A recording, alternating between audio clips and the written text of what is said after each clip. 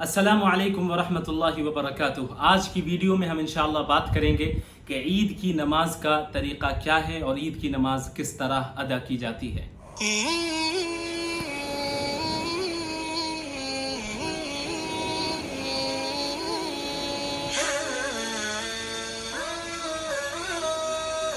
ईद की नमाज का तरीक़ा बताने से पहले मैं चंद बातें आपके सामने क्लियर करना चाहता हूँ, उसे आप अच्छी तरह समझ लें कि ईद की नमाज में जो एक्स्ट्रा तकबीरात कही जाती हैं तो वो कितनी बार कही जाती हैं, इस सिलसिले में उलमा के दरमियान इख्तिलाफ है, डिफरेंट ओपिनियंस हैं और हर एक के पास अपने अपने दलाइल मौजूद हैं। बाज़ उलमा के नज़दीक 6 एक्स्ट्रा तकबीर हैं, बाज़ के नज़दीक 11 एक्स्ट्रा तकबीरात हैं और बाज़ के नज़दीक 12 और मुख्तलिफ रिवायतें हैं।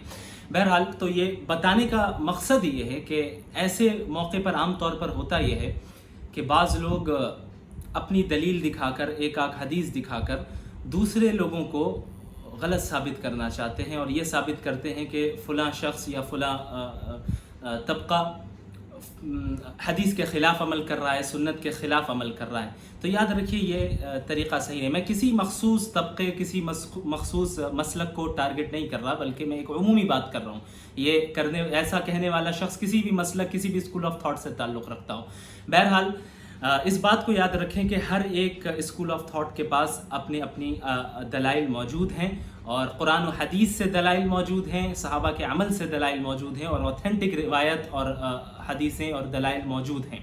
तो अगर आप एक तरफ देखें तो हज़रत अबू हुरैरा रज़ियल्लाहु ताला अन्हु और हज़रत अब्दुल्ला बिन उमर रज़ियल्लाहु ताला अन्हु, हज़रत आयशा रज़ियल्लाहु ताला अन्हा, इन सहाबा से 12 एक्स्ट्रा तकबीरात मरवी हैं, रिवायत की गई हैं और भी रिवायतें हैं। और अगर दूसरी तरफ आप देखें तो हज़रत उमर बिन ख़त्ताब रज़ियल्लाहु ताला अन्हु, हज़रत अब्दुल्ला बिन मसऊद, हज़रत अबू मसऊद अल-अंसारी, अबू मूसा अल-अशअरी, हज़रत हुदैफा बिन अल-यमान रज़ियल्लाहु ताला अन्हुम अजमईन, ये इन सहाबा से 6 एक्स्ट्रा तकबीरात मरवी हैं। तो मालूम हुआ कि ये कोई ऐसा मसला नहीं है जिसको हक़ और बातिल का मेयार बना लिया जाए। तो इस मसले को लेकर या इस जैसे दूसरे फ़ुरूई मसाइल को लेकर उम्मत में इंतशार नहीं पैदा करना चाहिए।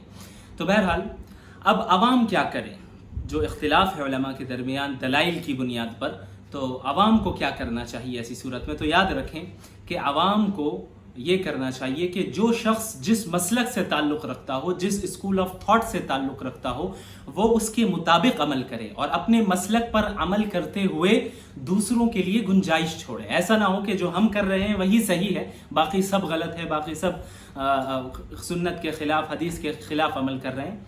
ऐसा नहीं कहना चाहिए। अब चूँकि हमारे मुल्क में मुसलमानों की अक्सरियत फ़िक़्ह हनफ़ी को फॉलो करती है, हनफ़ी स्कूल ऑफ थॉट को, तो सबसे पहले मैं हनफ़ी स्कूल ऑफ थॉट के मुताबिक ईद की नमाज किस तरह पढ़ी जाती है उसको मैं थोड़े डिटेल से बताता हूँ। तो याद रखिए कि हनफ़ी स्कूल ऑफ थॉट के मुताबिक ईद की नमाज में 6 एक्स्ट्रा तकबीरात हैं, यानी ईद की नमाज 2 रकात पढ़ी जाएगी जिस तरीक़े से नमाज़ें पढ़ी जाती हैं। बस फ़र्क ये होगा कि उस ईद की नमाज में 6 बार एक्स्ट्रा तकबीर कही जाएंगी और उसकी सूरत क्या होगी ये आप समझ लें अच्छी तरह। सबसे पहले नमाज जब शुरू की जाएगी तो तकबीर तहरीमा से शुरू की जाती है, यानी जो सबसे पहले अल्लाहु अकबर कहकर हाथ बांधा जाता है और नमाज शुरू की जाती है, आम नमाजों में हर दिन जिस तरह किया जाता है, तो उस तकबीर को तकबीर तहरीमा कहते हैं। तो सबसे पहले ईद की नमाज शुरू करने के लिए जाहिर है कि तकबीर तहरीमा कहना है, अल्लाहु अकबर कहकर हाथ बांध लेना है। फिर उसके बाद जिस तरह आम नमाजों में अल्लाहु अकबर कहने के बाद क़िरात शुरू करने से पहले हम सना पढ़ते हैं, उसी तरीके से ईद की नमाज में भी अल्लाहु अकबर कहकर हाथ बांधने के बाद हम सना पढ़ेंगे। और अब सना पढ़ने के बाद क़िरात शुरू नहीं करेंगे ईद की नमाज में, बल्कि जो पहली रकात होगी उसमें क़िरात शुरू करने से पहले पहले हम 3 बार एक्स्ट्रा तकबीर कहेंगे। उसकी सूरत ये होगी कि आपने सना पढ़ ली है, अब सना पढ़ने के बाद फिर आप सबसे पहले पहली एक्स्ट्रा तकबीर कहेंगे। वो उसकी सूरत ये होगी कि अल्लाहु अकबर कहकर हाथ उठाएंगे ऊपर तक और फिर हाथ नीचे छोड़ देंगे, हाथ बांधेंगे नहीं, हाथ नीचे छोड़ देंगे। ये हुई आपकी सबसे पहली एक्स्ट्रा तकबीर।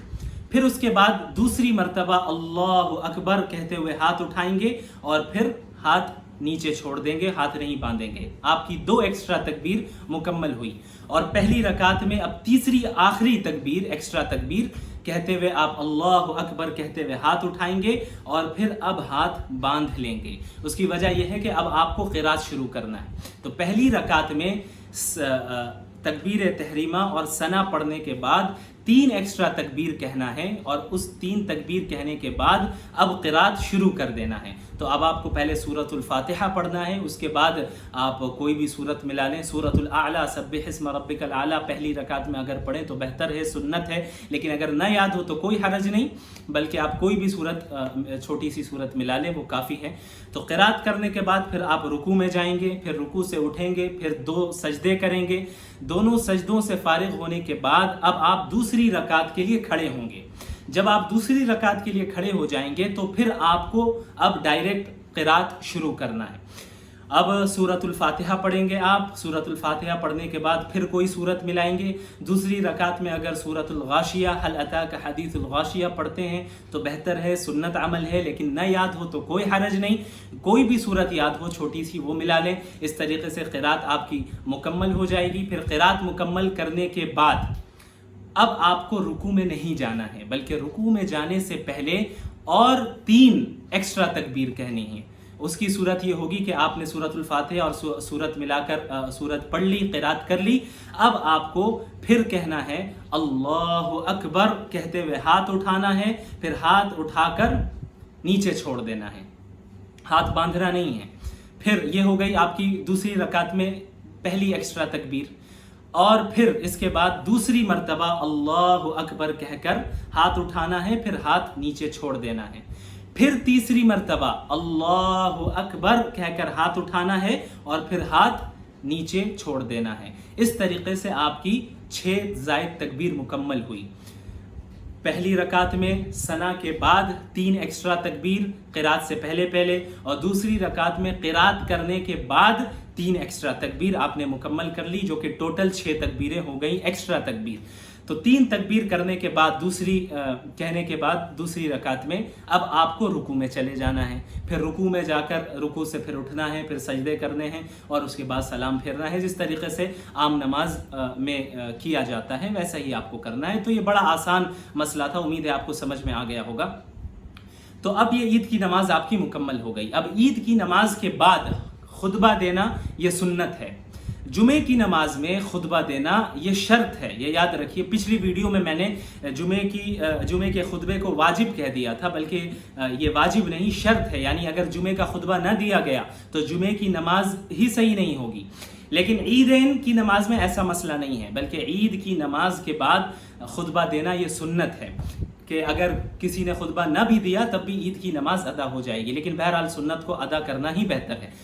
تو اب آپ میرے چینل کے کمیونٹی ٹیب میں جا کر دیکھ سکتے ہیں، میں نے وہاں پر مختصر سا خطبہ پوسٹ کر دیا ہے، بالکل مختصر ہے، شارٹس خطبہ ہے، اس کو اگر آپ یاد کر لیں تو اچھی بات ہے، اور یاد نہ کر سکے تو دیکھ کر پڑھ لیں، اور اگر دیکھ کر بھی نہیں پڑھ سکتے، یاد بھی نہیں کر سکتے، تو پھر آپ کو کیا کرنا ہے یہ میں نے اپنی پچھلی ویڈیو میں تفصیل سے ڈیٹیل کے ساتھ بتایا تھا، آپ اس ویڈیو کو دیکھ لیں، آئی بٹن میں میں نے اس کی لنک دے دی ہے۔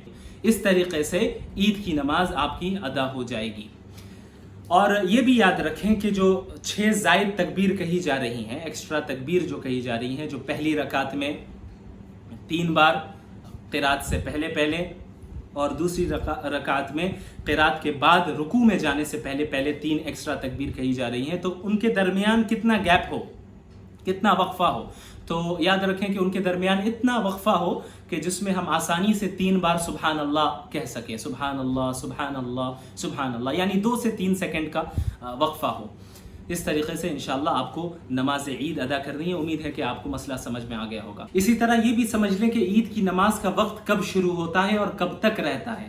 تو عید کی نماز کا وقت اشراق کے وقت سے شروع ہو جاتا ہے، یعنی سورج کے طلوع ہونے کے بعد 10-15 منٹ تقریباً جب گزر جائے تو اس کے بعد سے اشراق کا وقت شروع ہو جاتا ہے، اسی وقت سے عید کی نماز کا بھی وقت شروع ہوتا ہے اور زوال تک رہتا ہے۔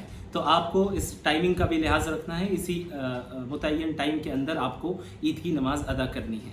اب جہاں تک رہا مسئلہ 12 تکبیرات کا، کہ جن حضرات کے نزدیک 12 تکبیرات مسنون ہیں، جس طرح شافعی اسکول آف تھاٹ میں ہے اور اہل حدیث حضرات ہیں، उनके नज़दीक भी 12 तकबीरात हैं। तो बहरहाल इसका भी तरीक़ा बड़ा आसान है, तो उसको भी मैं आपको ब्रीफली बयान कर देता हूँ कि उनके नज़दीक पहली रकात में 7 तकबीर कही जाएंगी क़िरात से पहले तकबीर तहरीमा के लिए हाथ उठाना है, हाथ बांध लेना है अल्लाहु अकबर कहकर, फिर तौजीह या सना पढ़ना है, उसके बाद 7 बार एक्स्ट्रा तकबीर कहना है, 7 बार एक्स्ट्रा तकबीर कही जाएंगी और हर तकबीर के बाद हाथ बांध लेना है, हाथ छोड़ना नहीं है। और हर तकबीर के दरमियान ये मसनून तरीक़ा है उनके नज़दीक कि आप ये दुआ दिल में पढ़ें, सुबहान अल्लाह वल्हम्दुलिल्लाह वला इलाहा इल्लल्लाह वल्लाहु अकबर। उसके बाद क़िरात शुरू करनी है और क़िरात से फ़ारिग़ होने के बाद रुकू करना है, दोनों सजदे करने हैं।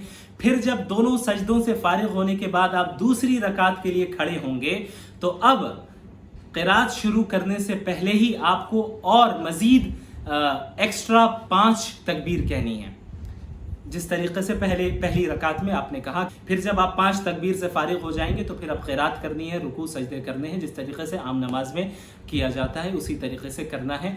तो टोटल 12 तकबीरें पूरी हुई, पहली रकात में 7 और दूसरी रकात में 5। और अगर आप हनफी स्कूल ऑफ थॉट से ताल्लुक़ रखते हैं, जो कि अक्सरियत मुसलमानों की उसी स्कूल ऑफ थॉट को फॉलो करती है, तो उसके एतबार से जो तरीक़ा मैंने पहले बताया उसको आप फॉलो करें। और मैं बहुत ज़्यादा डिटेल में तफसील में नहीं जाना चाहता, वरना आप खामखा कन्फ्यूज़ हो जाएंगे। तो उम्मीद है कि आपको समझ में आ गया होगा, लेकिन अब भी अगर कोई कन्फ्यूजन हो तो आप वीडियो को दोबारा देख सकते हैं, रिपीट करके रोक कर देख सकते हैं, और ना समझ में आए तो आप कमेंट बॉक्स में कमेंट करें, इंशाल्लाह मैं उसकी वजाहत करूँगा। और आप लोगों से मेरे लिए ख़ास तौर पर दुआ की दरख्वास्त है और पूरी उम्मत के लिए दुआ करें। जज़ाकुमुल्लाहु खैरन। वस्सलामु अलैकुम व रहमतुल्लाहि व बरकातुहू।